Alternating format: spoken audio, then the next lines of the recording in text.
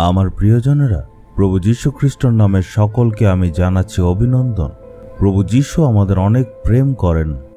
আপনি কি সেই প্রেমকে অনুভব করতে পারেন? কারণ যীশু তার প্রেমকে দেখানোর জন্য প্রত্যেকটা দিন আমাদের সাথে তার বাক্য দ্বারা কথা বলেন, আর তার বাক্য দ্বারা প্রত্যেকটা দিন প্রভু আমাদেরকে পথ দেখান। আপনারা কি জানেন আমি কোন শহরের মধ্যে এখন আছি? নিশ্চয় আপনারা জানেন, সেটা নাগাসাকি। এই জায়গাটা খুবই সুন্দর জায়গা। 1945 সনে যখন দ্বিতীয় বিশ্বযুদ্ধ হচ্ছিল তখন এখানে বোমা ফেলা হয়েছিল, এখানে পরমাণু বোমা ফেলা হয়েছিল, সবকিছু ধ্বংস করে দিল। তার প্রভাব এখনো দেখতে পারবেন। যখন সেই পরমাণু বোমা এই শহরে ফেলা হয়েছিল তখন এই শহরটাকে সম্পূর্ণ ধ্বংস করে দিয়েছিল। সবাই বলে যেহেতু সেই পরমাণু বোমা দিয়ে নাগাসাকি সম্পূর্ণ ধ্বংস হয়েছিল, তার মানে নিশ্চয়ই সেই শহরটা এখন শেষ হয়ে গেছে। লোকেরা বলে যে 80 বছর হয়ে গেছে সেখানে পরমাণু বোমা ফেলা হয়েছিল, তার জন্য কৃষিকাজ হয় না, কোনো ধরনের গাছ সেখানে হয় না, সেই শহরে এখন কোনো মানুষ থাকে না, কারণ শহরটা সম্পূর্ণ ধ্বংস হয়ে গিয়েছে। এমন কথা অনেকেই বলে। আমিও এমনই ভাবতাম, কারণ লোকেরা বলতো বোমা ফেলা হয়েছিল, ওখানে সবুজ গাছ হয় না। কিন্তু আপনারা এখানে সুন্দর দেখতে পাচ্ছেন। আপনি রাস্তার পাশগুলি শুধু দেখেন, সব দিকে সুন্দর সুন্দর বড় বড় গাছ আছে, বাগান তারা তৈরি করেছে, মানে শুধু সবুজ আর সবুজ। আপনারা দেখুন চারদিকে কত গাছ। এখানে কৃষিকাজ হয়, সুন্দর সুন্দর ফসল উৎপাদন করা হয়, চারদিকে গাছ অনেক রয়েছে। মানে মিথ্যা কথার উপর আমরা বিশ্বাস করছি। 80 বছর আগে সেখানে বোমা ফেলা হয়েছিল, তার প্রভাবটা কিছু বছরের জন্য নিশ্চয় থেকেছিল, কিন্তু লোকেরা এখনো এমনভাবে বলে যেমন কি প্রভাব এখনো আগের মতোই রয়েছে। কারণ আসলে লোকেরা সত্যটা জানে না। মানুষ রটানো মিথ্যে কথার উপর এতদিন বিশ্বাস করেছে। মিথ্যে কথার উপর বিশ্বাস করে এমন অনেক আছে, কিন্তু এখন এখানকার পরিস্থিতি পাল্টে গেছে। মানুষ আনন্দে থাকে, যেদিকেই দেখবেন সেখানে গাছ আর বাগান।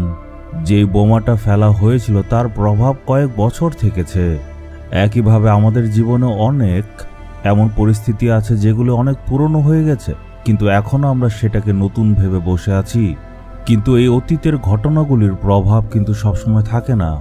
যেগুলি নতুন পরিবর্তন হচ্ছে সেটার উপর আমাদের ধ্যান দিতে হবে। অনেকে আছে পুরনোটা নিয়ে বসে আছে, তারা নতুন পরিবর্তনের উপর এক ফোঁটা ধ্যান দেয় না, কিন্তু সেই পরিবর্তনের উপর মনোযোগ দিতে হবে।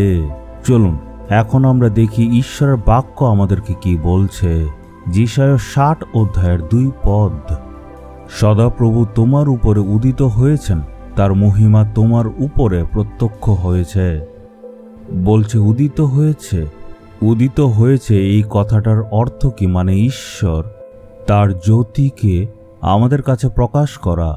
আমরা জানি যখন সূর্য উদিত হয় তখন সব জায়গা আলোকিত হয়, আর তখন অন্ধকার পালিয়ে যায়।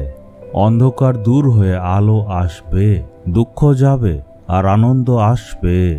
অন্ধকার থাকলে ভয় থাকে, দুশ্চিন্তাও থাকে। প্রভুর আলো যখন আসে অন্ধকার দূর হয়ে যায়, আনন্দ হয়। তাই আলোর প্রয়োজন। আমাদের জীবনে হয়তো নানা রকম অন্ধকার হতে পারে, পাপের অন্ধকার, ভয়ের অন্ধকার, শয়তানের অন্ধকার, সে আপনার বিরুদ্ধে কাজ করে। অনেক সময় লোকেরা বলে আমি আর সামনে কিছু দেখতে পাচ্ছি না, ভবিষ্যতে যে কি হবে কিছুই জানি না। এটাকেই বলা হয় ভয়ের অন্ধকার। আর এটার জন্য আপনার জীবনে অনেক দুশ্চিন্তা, অনেক জিনিসের প্রয়োজন আছে, বাচ্চাদের শিক্ষা এইসবের অভাব রয়েছে, এইসব অনেক ভয়। যিশু আপনার জীবনে উদিত হবেন। যিশুকে একটা নাম দেওয়া হয়েছে, সেই নাম হচ্ছে ধর্মের সূর্য। যিশুর সেই জ্যোতি যদি আপনার জীবনে আসে, অন্ধকার দূর হয়ে যাবে। অন্ধকার দূর করতে চাইলে যিশুকে আসতেই হবে। এই অন্ধকার তুমি দূর হয়ে যাও, তুমি দূর হয়ে যাও, এমন শুধু বলতে থাকলে লাভ নেই। আলো আসলে তখন অন্ধকার দূর হবে। একইভাবে যিশু আপনার জীবনে আসলে আপনার অন্ধকার দূর হয়ে যাবে। তার মানে আপনার জীবনে নিজেকে পরীক্ষা করে দেখুন, যিশু কি আজকে আপনার জীবনে আছেন? যদি না থাকেন আপনি বলুন, হে প্রভু যীশু, আমার জীবনে আপনি আজকে উদিত হন, নিজেকে অর্পণ করি। আপনি এটা বলে ডাকুন, হে ঈশ্বর, আপনি আমার জীবনে আসুন আর শয়তানের যত অন্ধকার, যত ভয় আছে দূর করে দিন। এমন প্রার্থনা করলে পরিবর্তন দেখবেন। চলুন একসাথে প্রার্থনা করি। প্রভু যীশু, আপনি ধর্মের সূর্য, আমার জীবনে উদিত হওয়ার জন্য নিজেকে অর্পণ করছি। আমি সম্পূর্ণ মন দিয়ে নিজেকে অর্পণ করে আজকে প্রার্থনা করছি। Amen, amen.